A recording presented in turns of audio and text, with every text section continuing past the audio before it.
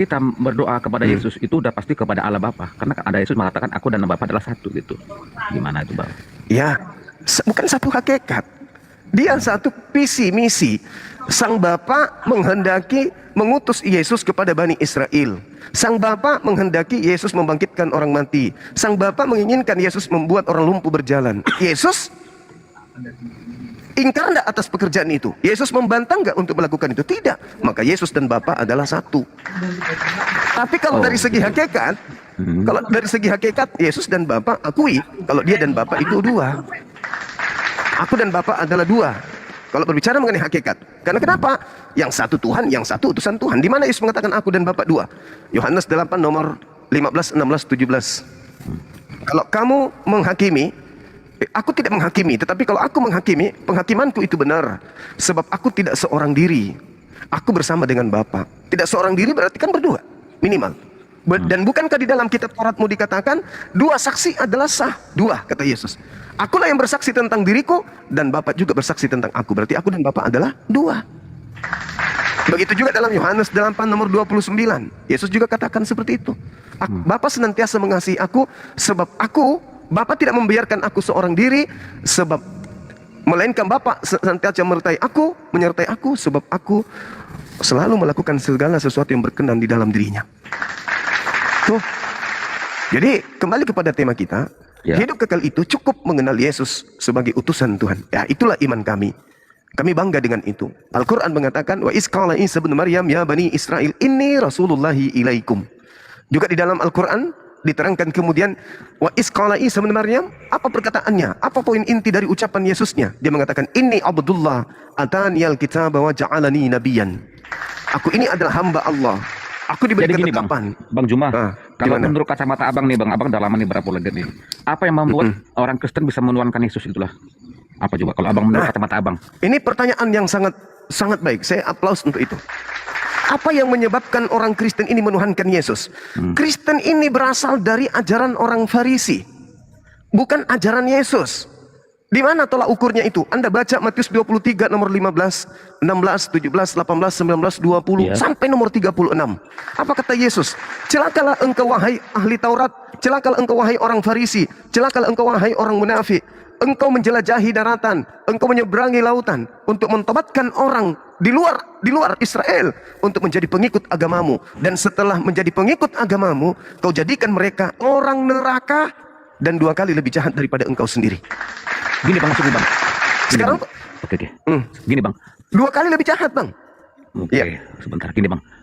Aku kembali ke pertanyaan tadi. Gini, menurut kacamata Abang nih, apa sih istimewanya Yesus sehingga orang Kristen menuankan dia? Itu kalau menurut kacamata Abang yang lihat gitu. Coba. Baik. Apa keistimewaannya? Ada 2 jawaban. Kalau menurut Abang itu coba. Ada 2 jawabannya. Iya. Yang pertama, Yesus sudah menubuatkan. Di mana Yesus menubuatkan itu? Di dalam Matius 12 nomor 38 sampai 40, bahkan sampai 41. Angkatan jahat ini minta satu tanda dan tidak akan diberikan satu tanda apapun kepada angkatan jahat selain tanda Yunus. Sebab Yunus 3 hari 3 malam dalam perut ikan, demikian juga anak manusia akan berada dalam perut bumi 3 hari 3 malam. Itu tanda untuk angkatan jahat. Yang kedua, Yesus berpesan kepada muridnya, waspadalah kepada penyesat yang datang kepadamu dengan memakai namaku dan berkata akulah Kristus. Mereka akan menyesatkan banyak orang. Jangan kamu percaya. Jadi akan ada penyesat yang datang kepada murid-murid Yesus, di mana penyesat itu memakai namanya dan menyesatkan banyak orang. Waspadalah, camkanlah kata Yesus. Matius 24 nomor 4 nomor 5 nomor 24 25 26. Camkanlah. Aku telah mengatakannya terlebih dahulu kepadamu. Jadi kalau ada orang berkata ada Mesias di padang gurun, ada Mesias dalam bilik, jangan kamu percaya. Sebab Mesias palsu akan melakukan banyak tanda mukjizat, tanda yang dahsyat dan mukjizat-mukjizat sekiranya mungkin menyesatkan orang-orang pilihan juga. Oke. Itu. Jadi gini Bang. Kenapa kemudian Kristen bisa menyembah Yesus? Ya karena memang sudah dinubuatkan. Oke, sebentar. Jadi kalau aku amatin, Bang Zuma nih kalau melihat Yesus itu beda ya dengan yang sebelum penyalipan dengan setelah penyalipan gitu. Jadi Memang ada 2 minimal. Paulus juga mengatakan itu. Jadi berbeda gitu. Ada Yesus lain. Paulus mengatakan Yesus yang Maksudnya bisa diajarkan Abang murid punya Yesus. kesimpulan bahwa itu berbeda gimana Bang? Sederhana. Sederhana sekali. Yang pertama, Yesus sendiri yang mengatakan, aku akan pergi. Yohanes 16 nomor 7 sampai nomor 15. Aku akan pergi. Sebab kalau aku tidak pergi, maka roh kebenaran itu tidak akan datang. Tetapi kalau aku pergi, maka roh kebenaran itu akan datang. Aku harus pergi, Yesus harus pergi. Yang datang setelah Yesus siapa menurut Yesus? Roh kebenaran. Nah, sekarang yang datang kepada Paulus siapa? Ya, ya. Sekarang yang datang kepada Paulus siapa? Yang sewaktu di Damsik itu maksudnya, Bang. Roh kebenaran. Iya, siapa yang datang kepada Paulus? Ya, itu pengakuan apa si Paulus ya, dulu Saulus ya kan, dia kan penganiaya apa? Iya, dia mengaku yang datang kepadanya siapa? Ketemu Yesus gitu kan, waktu ke Damsik gitu. Nah, Yesus. Sementara Yesus mengatakan apa? Yang datang setelah aku ada dua. Sabar bang. Yang datang setelah aku ada dua. Yang pertama adalah roh kebenaran. Yang kedua adalah penyesat. Mengaku Yesus. Nah, yang datang kepada Paulus mengaku siapa? Yesus. Berarti itu adalah. Bagaimana dengan di Pulau Patmos? Itu gimana? Apa juga beda? Bisa bicara. Sama bang, sama. Karena Yesus mengatakan di dalam Matius 24 nomor 4 nomor 5. Waspadalah agar kamu jangan disesatkan. Sebab akan datang banyak penyesat memakai namaku. Banyak penyesat memakai namaku. Dan berkata, akulah Mesias. Bukankah ayat itu hanya untuk tentang nubuat akhir zaman tuh bang, ayat itu? Oh, justru karena itu Yesus mengatakan, kalau ada yang datang memakai namaku tetapi tidak ada tanda akhir zaman di situ, jangan kamu percaya. Betul. Betul itu. Jadi kalau yang datang Yesus, berarti sudah kiamat. Tapi kalau yang palsu datang, enggak kiamat. Tapi yang palsu pun bisa melakukan mujizat. Tetapi tanda-tanda yang Yesus katakan, Guru, apa tanda kedatanganmu? Yesus sebutkan, aku akan nampak di tengah langit, seluruh manusia akan melihat aku. Matius 24 nomor 30. Seluruh manusia akan melihat aku. Itu tanda kalau aku yang datang. Nah sekarang ketika ada yang ngaku-ngaku di Pulau Patmos, ketemu Ananias, ketemu dengan Paulus, ketemu dengan Markus, apakah betul tanda-tanda itu ada? Enggak ada. Jangan kau percaya. Logisnya bang ya, sebentar bang, logisnya.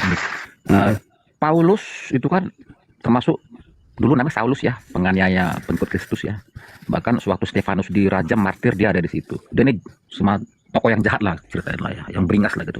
Sekarang apa yang kok bisa dia berubah sih? Kalau memang sosok itu bukan sesuatu yang dia ketemu suatu ke Damsik, kok dia bisa berubah menjadi orang baik lah gitu? Coba. Kan Yesus mengatakan, waspadalah kepada penyesat yang datang kepadamu memakai namaku.